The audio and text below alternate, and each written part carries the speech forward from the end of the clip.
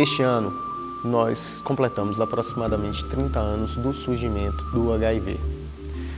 O vírus foi primeiramente isolado na década de 80, nos Estados Unidos e na Europa, sob o nome de HTLV-3. No Brasil, o primeiro caso relatado ocorreu em 1982, sendo que até o ano de 2010 já ocorreram aproximadamente 600 mil casos. O predomínio em homens diminuiu, assim como a transmissão vertical. Em contraposição, aumentou o número de mulheres infectadas através principalmente das transmissões heterossexuais. Um dado alarmante é o aumento da contaminação entre jovens de 13 a 19 anos, com predomínio das meninas. Taxa de incidência por 100 mil habitantes. Em 2009, Sul, 32,4, Sudoeste, 20,4, Nordeste, 20,1, Centro-Oeste, 18, Nordeste, 13,9. O vírus tem se espalhado em todas as classes sociais. No início da infecção no Brasil, pacientes do nível social econômico mais elevados, pacientes das classes A, geralmente homossexuais, eram o principal grupo de risco. Ao longo dos anos, esse perfil se modificou e a infecção passou a ocorrer não só nas capitais, como um processo de interiorização do país, onde as cidades do interior do país são hoje onde mais ocorrem novas infecções. Esta doença tem se modificado também em relação à faixa etária, que inicialmente eram de adultos jovens, hoje tem pessoas da terceira idade infectadas com HIV e pessoas cada vez mais jovens, ou crianças que já nascem infectadas ou que se infectam devido ao uso de drogas na infância e adolescência ou através do início de relação sexual precoce.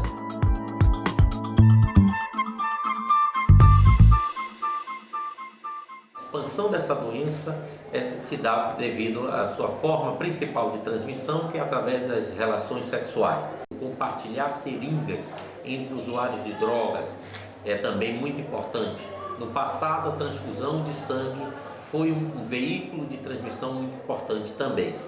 A transmissão vertical é ainda hoje um grande problema a nível mundial, onde, apesar de todas as medidas preventivas, várias crianças já nascem infectadas a partir de mães que muitas vezes não sabem do diagnóstico ou sabem o diagnóstico e não são tomadas as medidas adequadas.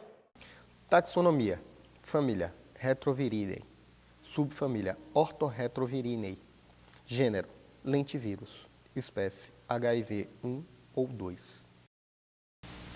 O HIV são vírus RNA aproximadamente esféricos envelopados que apresentam um diâmetro de 80 a 120 nanômetros, um dos menores agentes virais no mundo.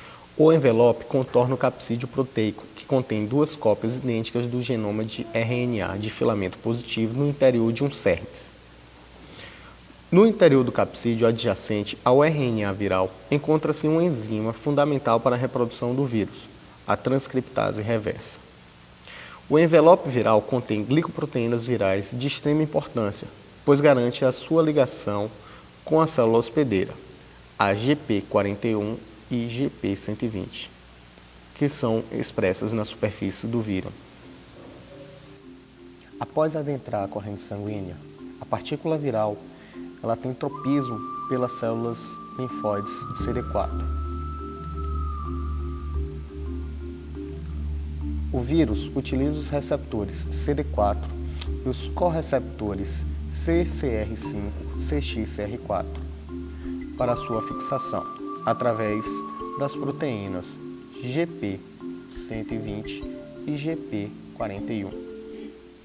Essas proteínas são utilizadas para a fusão da membrana e o cérnice liberado no citoplasma. Assim que adentra, o cérnice é desfeito, liberando as partículas virais, o RNA viral, a protease, a integrase, transcriptase reversa. A transcriptase reversa é utilizada para transformar o RNA viral antes fita síntese positiva em uma partícula de DNA viral, contendo 2 moléculas de DNA complementar. A partícula de DNA viral, então, é transportada para dentro do núcleo humano e, através da molécula de integrase, que cliva o material genético humano, insere a cadeia de DNA viral no próprio genoma. A transcriptase humana é utilizada para a formação das novas proteínas virais, que através da protease são clivadas e reorganizadas para se formar os maquinários das novas partículas virais. Esse cerne então é refeito e a molécula de RNA é exorcitada. Quando a partícula viral é exorcitada, o citoplasma do linfócito CD4 então é desfeito, levando à explosão da célula.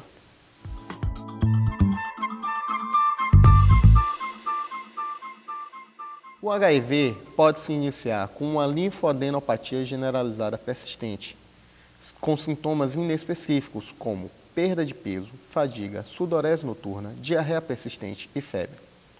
Pode cursar com sintomas neurológicos e infecções oportunistas.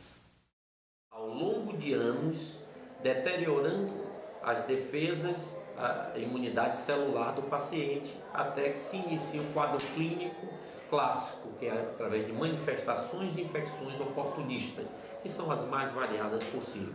No nosso meio, a tuberculose é uma das primeiras manifestações clínicas dos pacientes portadores de HIV, associado a candidíase oral e outras doenças diversas.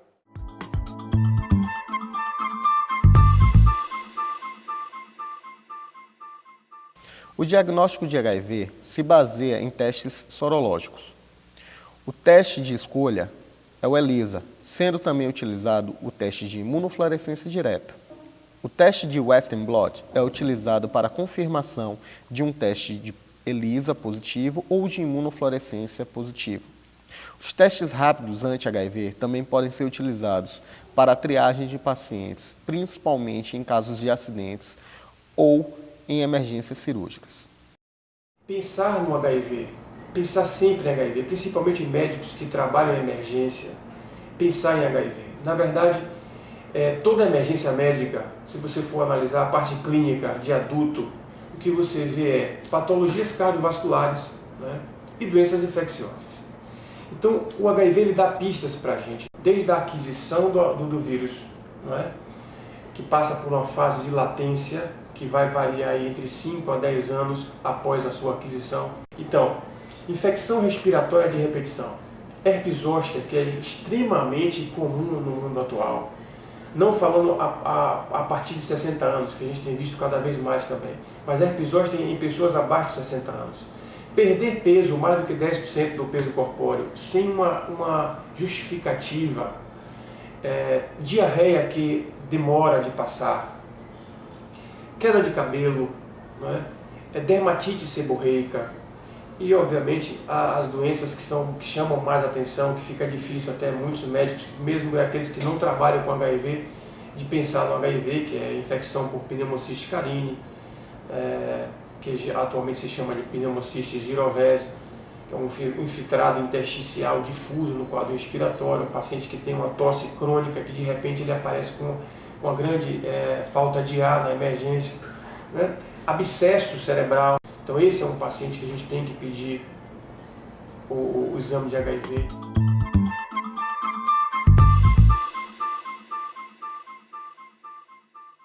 Prevenção. Pode-se prevenir o contágio do HIV utilizando preservativos em relações sexuais, assim como não se compartilhar agulhas e seringas, e com a esterilização de equipamentos cortantes que tenham entrado em contato com partículas sanguíneas. A prevenção precisa melhorar muito, porque a impressão que nós temos é que a gente está sempre atrás da prevenção e a gente tem que tentar se antecipar. Uma das estratégias é você conscientizar os pacientes HIV positivos.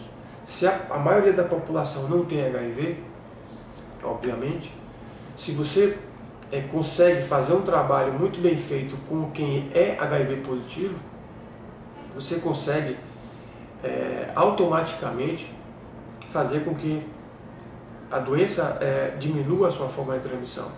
Teoricamente, cada paciente, isso é dado também de literatura, cada paciente transmite durante o longo da sua vida aí uma média de quase 2 para 2 pacientes, né? Então, cada paciente transmite aí, teoricamente, para mais 2 pessoas. Então, se você consegue reduzir isso para 1, você já reduz significativamente isso daí. Então, é extremamente complicado você pegar um paciente jovem de 14 anos, 15 anos, que teve sua primeira atividade sexual e adquiriu HIV, isso existe visto com cada vez mais frequência, que essa pessoa tenha consciência de que a vida sexual dela todinha, até o final da vida, 70, 80 anos, seja com preservativo.